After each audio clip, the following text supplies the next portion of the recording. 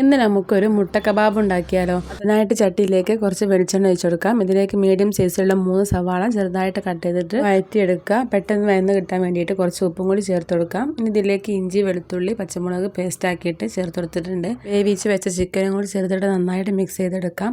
1 teaspoon കുരുമുളക് പൊടിയും 1/2 teaspoon garam മസാലയും കൂടി ചേർത്തിട്ട് ഒന്നും കൂടി വഴറ്റിയെടുക്കാം.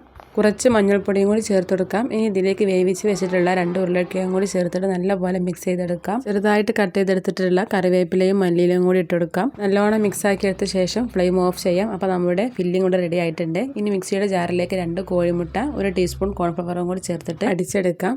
ഞാനിവിടെ 5 കോഴിമുട്ട പുഴുങ്ങിയെടുത്തിട്ടുണ്ട്. ഫില്ലിംഗ് ഇതിൽ പിടിച്ച് കിട്ടാൻ വേണ്ടിയിട്ട് മൈദയിലൊന്ന് ഡിപ്പ് ചെയ്തെടുക്കാം. എന്നിട്ട് നമ്മൾ ഉണ്ടാക്കി വെച്ചിട്ടുള്ള മസാലയിൽ ഈ മുട്ടയൊന്ന് പൊതിഞ്ഞെടുക്കാം. ഇതേ രീതിയിൽ പൊതിഞ്ഞെടുത്തിട്ടുണ്ട്. ഇനി നമ്മൾ ഉണ്ടാക്കി വെച്ചിട്ടുള്ള മുട്ടയുടെ ബാറ്ററിൽ മുക്കിയിട്ട് ബ്രെഡ് ക്രംസിലൊന്ന് മുക്കിയെടുക്കാം. ഇതേപോലെ 2 പ്രാവശ്യം ചെയ്തെടുക്കാം. അപ്പോൾ നല്ലൊരു കോട്ടിംഗ് ആയി കിട്ടും. ഇനി ഒരു ചട്ടി അടുപ്പത്ത് വെച്ചിട്ട് അതിലേക്ക് ഓയിൽ ഒഴിച്ചു കൊടുക്കാം. ഓരോന്നായിട്ട് പൊരിച്ചെടുക്കാം. മീഡിയം ഫ്ലെയിമിൽ വെച്ചിട്ട് തിരിച്ചും മറിച്ചും പൊരിച്ചെടുക്കുക. കളർ മാറി വന്നാൽ നമുക്ക് കോരി മാറ്റാം.